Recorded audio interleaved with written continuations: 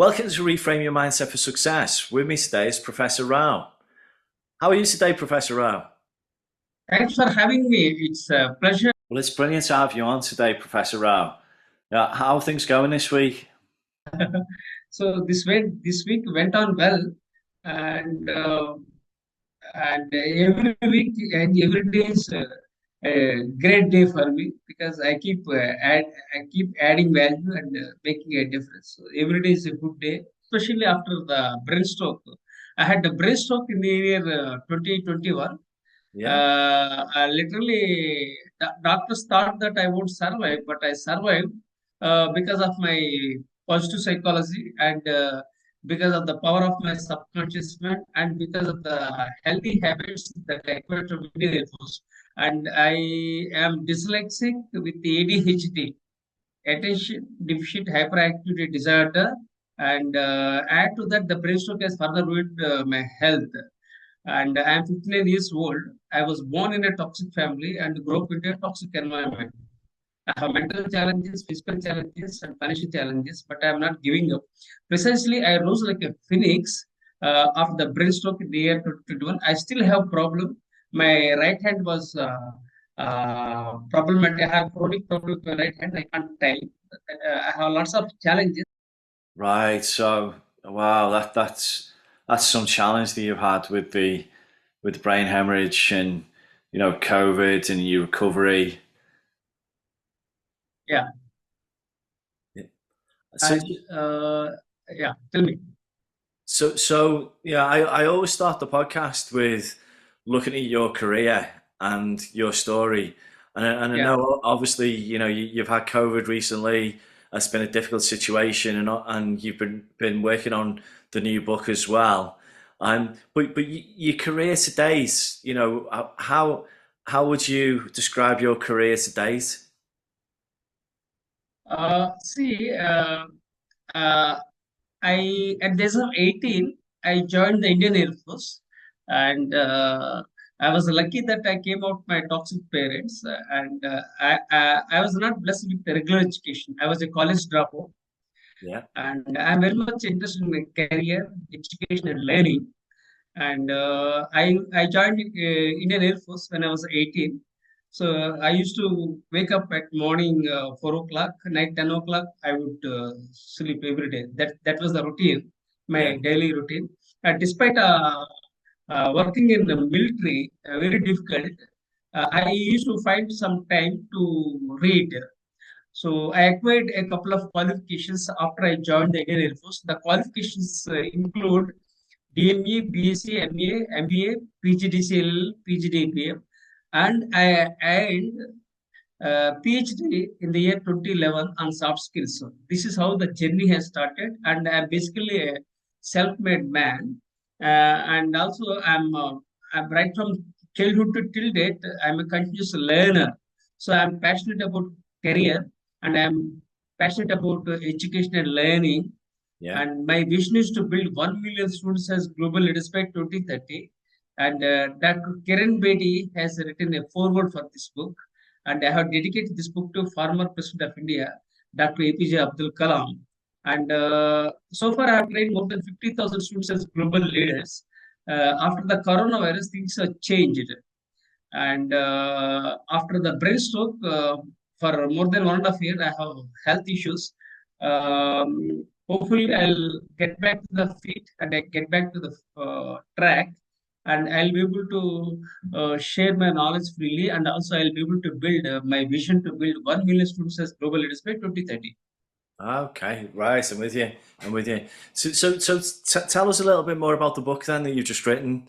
Who's the book for? Yeah, this is the I have written so many books, but I'll show you the main book. This is See the See Light in Lights in You. You. Yeah. Uh, and uh, uh, the noble laureate, His Holiness Dalai Lama, has written a foreword for this book, Wow. and I have authored more than 50 books, including the present one. This is See the Light in You. This is the book. And I also written so many books. And this book, I talk about my vision to build 1 million students as global leaders by 2030. Because Wow. Okay. basically, I'm Yeah. passionate about education and learning. I'm basically passionate about education and learning, Yeah. and this is very close to my heart because I emphasize on career, and I coach people, I coach students, I mentor students, and it's a non-profit event. I am doing it, and I do a lot of things like, I have 4 blogs, and I have 2 YouTube channels. I keep sharing my knowledge regularly with the world, especially on social media. Yeah. Brilliant, brilliant. So, yeah, as you know, the podcast itself is about reframing your mindset. Yeah. So, talking about mindset more in particularly. So Mm. why is mindset important to you?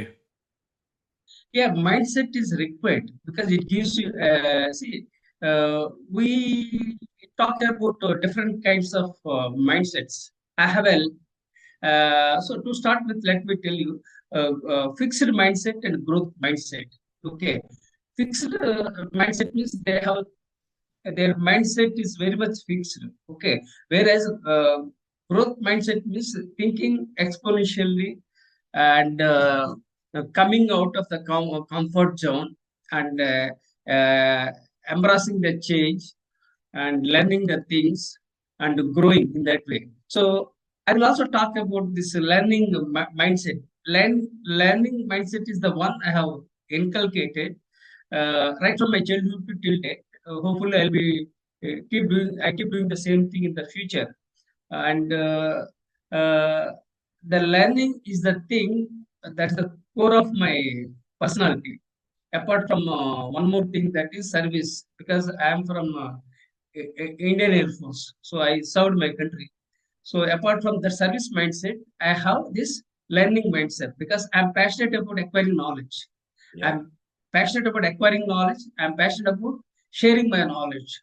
So this is what I can talk about mindset. And mindset is required. Mindset means there are some different definitions about what that called mindset. Some perceptions. So what I would like to say that a character is the key to building your mindset. So you should have very strong character. You should have ethics so that you'll be able to frame a mindset which is ethical, that helps you grow in the long run. Right. Okay. So how would you best describe your mindset then? My mindset, I told you, my mindset is basically about service. I have the mindset to serve the country, and I have the mindset to acquire knowledge and share my knowledge. That's the kind of mindset I am having. Yeah. Two, and the thing is, I have some discipline. So discipline is required, that helps to develop a mindset. And I have a very disciplined mindset. That means uh, I wake up morning around 4 o'clock, and I sleep in the everyday night by 10 o'clock. Yeah. That's how I do it. Early morning, I am the creator. I keep creating. That means because I'm an author, I'm a writer. So what I do is my mindset is to create. So I am the generator. The morning, throughout the day, I am the generate. Throughout the day, I am the generator, and in the night, I am the destroyer. In the sense, my Yeah. mindset can be defined in this way. Early morning, I am the creator. That means I create something new. That means I keep writing. I create my own ideas. Okay, like that I do. So I am the creator, and throughout the day I am the generator. Generator means I keep adding value to whatever the knowledge I am having, Yeah. to make a difference in the lives of students or society, whatever it is. In the night, what I do is I am the destroyer. Destroyer in the sense, I destroy negative thoughts from my mind. So like that, my life, the my daily routine, morning, 4 o'clock, night 10 o'clock, divided into 3 areas: creator, generator, and destroyer. This is the kind of mindset I have built. Right, brilliant. That's really brilliant explanation and insight into your mindset. I really like that. And you know, if you talk about that's the way you describe your mindset, and that in itself is a technique. Are there any other techniques that you use to develop your mindset that you could share? Mindset means if you want to build a strong mindset, you should reframe your mind. Okay. I think you are very. I think you focus on reframing the mindset. Okay, I do agree with you. So what in my case, what I do, I utilize the power of my subconscious mind. I know how to unlock my inner power. So I know how to unlock my the power of subconscious mind. Yeah. So that helps. This is one of the techniques I utilize to unlock my power, to add value and make a difference in the lives of others and also in the minds of students because students are very close to my heart. Right, I'm with you. I'm with you.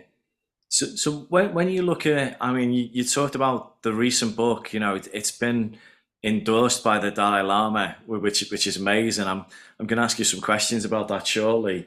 But you know, from growing up as a young child to where you are today, who's actually helped you develop your mindset?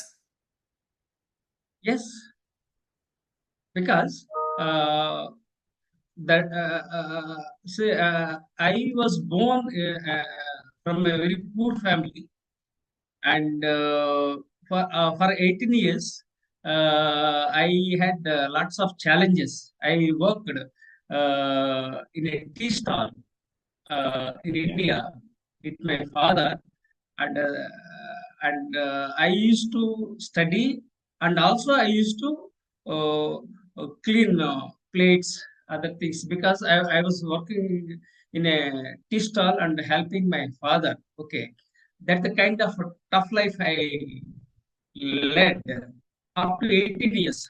Then what happens? Then I joined Indian Air Force because I had a dream to serve my nation. So then I joined Indian Air Force and I acquired qualifications. Around total 7 qualifications I acquired. Then I entered into business. That means I was an entrepreneur, which didn't work out.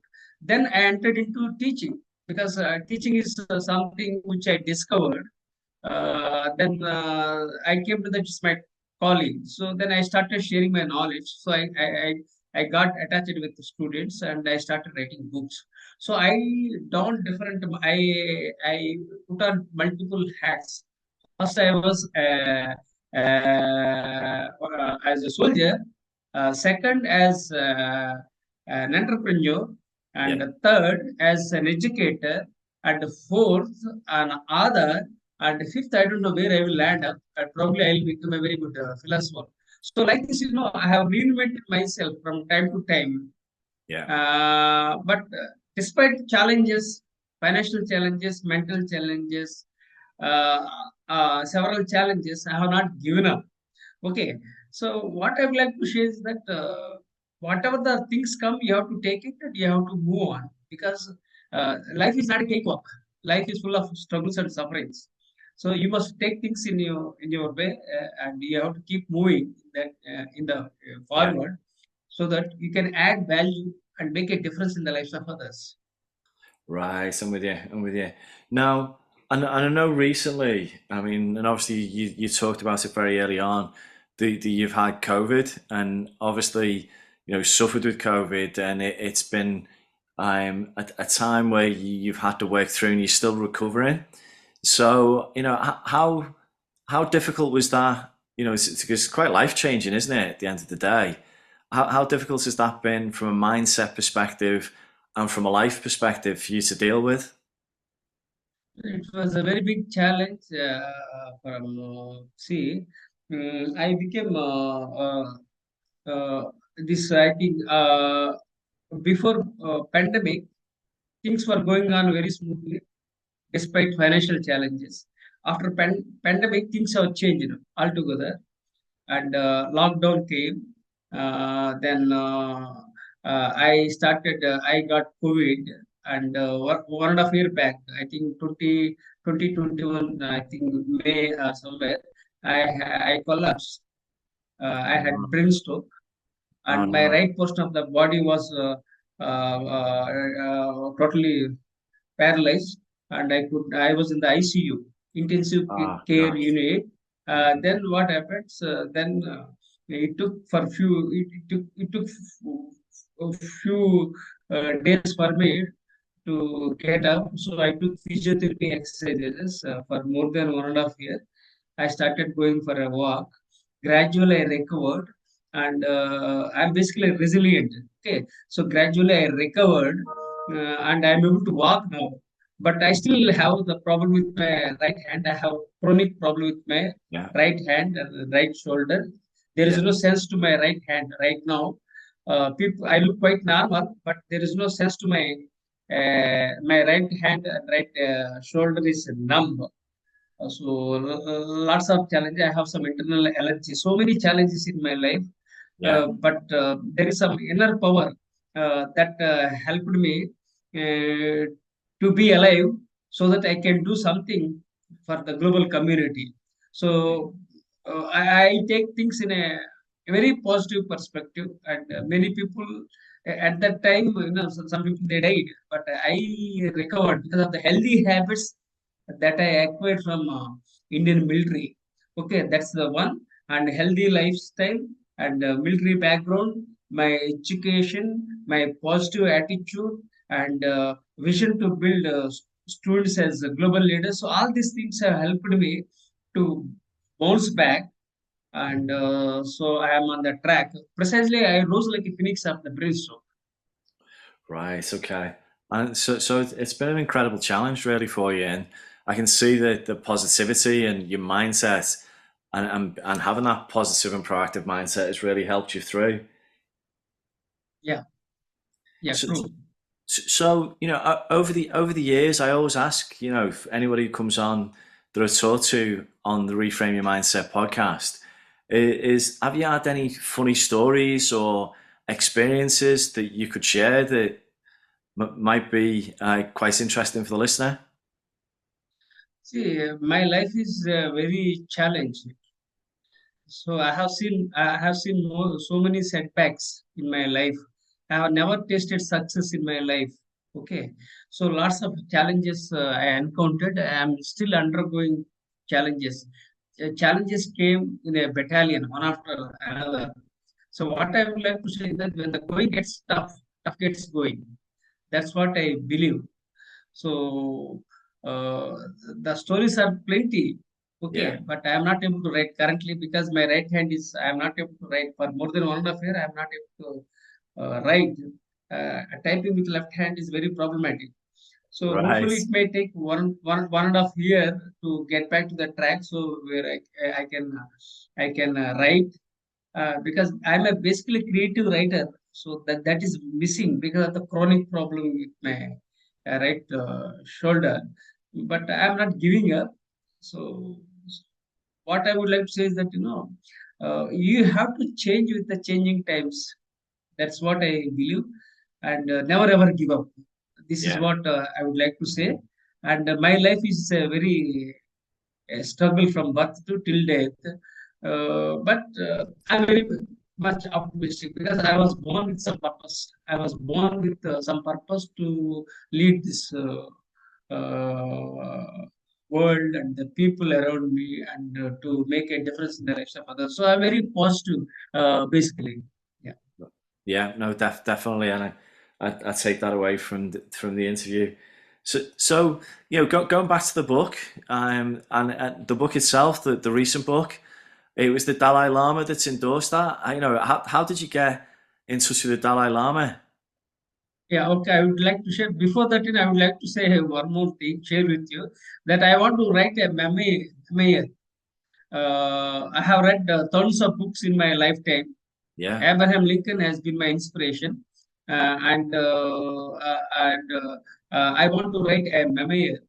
I want to share my challenges, troubles, and betrayals by my own rogue relatives. I would like to share everything. So I will write a memoir, because autobiography is very lengthy. It's very difficult for me to write. So I want to write a memoir highlighting my brainstroke and my challenges in my life. Okay. Now coming to the question that you asked, how uh, his the Dalai Lama has written a foreword. See, this is a book on mindfulness. Yeah. See the light in you, for which His Holiness Dalai Lama has written a foreword. And I live in India, and I requested His Holiness Dalai Lama to write a foreword for my book. Usually, I have published 50 books. So I sent my request to write forewords for various books in the past, but many times it was turned down. Yeah. But I persist. The biggest strength in my life is perseverance and persistence. Okay, that pays up in that pays at the end. So every time His Holiness Dalai Lama declined to write a foreword for my books. Then what happened? I think some 5 years back, before pandemic, then I thought of writing a book on mindfulness, Yeah. because why I got the trigger to write a book on mindfulness is that when I was working in education institutions, I come across some students committing suicides. So that's what then I felt hurt because of those incidents. Then I thought, why not to write a book on the suicides? Then I started writing about suicides, divorce, Yeah. wellness, mindfulness. Then like taming the monkey mind, how to lead your life with purpose and meaning. So like that, various things I have different chapters I have created. Then I requested again to His Holiness Dalai Lama, and finally he has agreed to write a foreword for this book. Why he wrote book? Why he wrote a foreword for my book is that because uh, this particular book talks from wellness and mindfulness. Okay, and the book which I wrote was also about mindfulness and wellness. So because of that, His Holiness Dalai Lama agreed to write a foreword. So first I sent my request to write a foreword, and His Holiness Dalai Lama appreciated. Then he has written a foreword for my book. This is how the journey with His Holiness Dalai Lama has started. I am always grateful to His Holiness Dalai Lama for giving me this opportunity. That's amazing. You know, again, it was to write the forward to your book. It is absolutely amazing. So I'm gonna bring the interview to a close now. But what would be the last piece of advice that you give to the listeners when it comes to mindset and obviously your story? See, there are a couple of messages usually I share with everyone. So be ambitious, not over ambitious. One, and be resilient. Everything is possible in this world. So I know that you've also written a book called Soft Leadership. Could you tell me about the book Soft Leadership? Yeah, this is the book titled Soft Leadership, and I have other 50 books. This is one of the books on leadership, and this book titled Soft Leadership. And the beauty of this book is that Soft Leadership is the book. For this book, mm, Philip Kotler, the father of modern marketing, Yeah. has written a foreword for this book, and uh, father of modern HR, Dave Ulrich, has created a leadership grid for this, and I have dedicated this book to Peter Drucker, the father of modern management, and I am known as the father of soft leadership. Okay, now coming to the soft leadership is a new perspective that I have coined a few years ago, because I'm passionate about learning, because I am from a military background, and I did research in soft skills for 4 years. Then I blended soft skills with leadership and made it as soft leadership. And this leadership perspective is very much required not only now in the future. Why? Because there are several leadership styles like autocratic leadership, democratic leadership, laissez-faire, delegative, servant leadership. Like that, there are so many leadership styles. Yeah. So when I was training students and also to executives in MDP programs, then they said, "Sir, we are not happy with the current types of leadership styles. So why don't you explore something new?" Then I thought I got a trigger on my mind. So let me explore this new leadership perspective. Then I started doing research. Around 10 years back, I started writing books. Around six books that have been published on soft leadership alone. So this soft leadership talks about people orientation without compromising task orientation. And this soft leadership is required for organizations to achieve excellence and effectiveness. This soft leadership helps countries achieve peace and prosperity. And this soft leadership is required for all generations like baby boomers, Generation X, Generation Y, Generation Z, Yeah. and they are more relevant not only now in the future. Why? Because uh, the there is nothing like leadership and followership.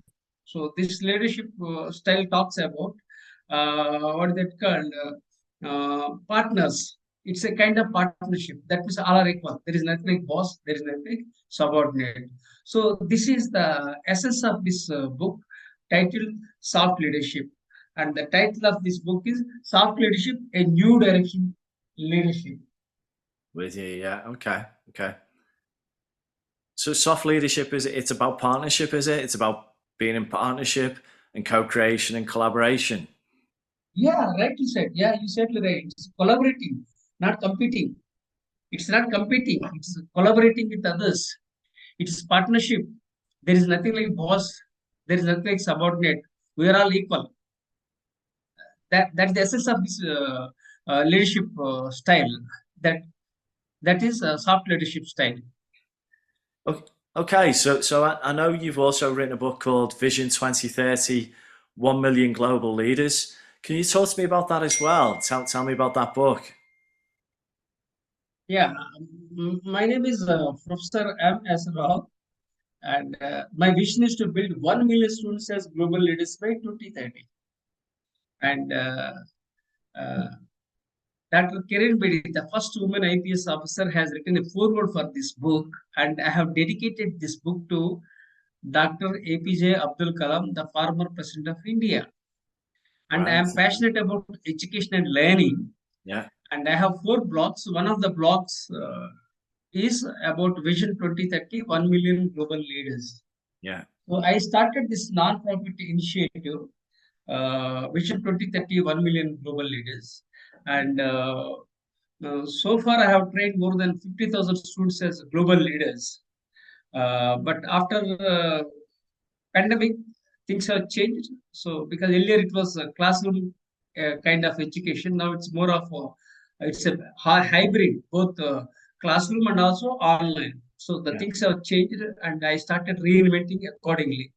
Then I started sharing my knowledge on social media and online. Then again, I had brain stroke 1.5 years ago that disturbed my again activities. But somehow I'm gradually getting into the track, and hopefully I'll be able to accomplish my vision to build 1 million students as global leaders by 2030. Thank you. Okay. Brilliant. And just a question on that. So why do you want to create 1 million leaders? I beg your pardon. Pardon. Why do you want to create global leaders? Acha, why I wanted to create? Yeah, it's a great question. See what happened. See, we have different generations like baby boomers, Generation X, Generation Y, Generation Z. So we have four generations. So the baby boomers who are very old, but veterans, they are retiring.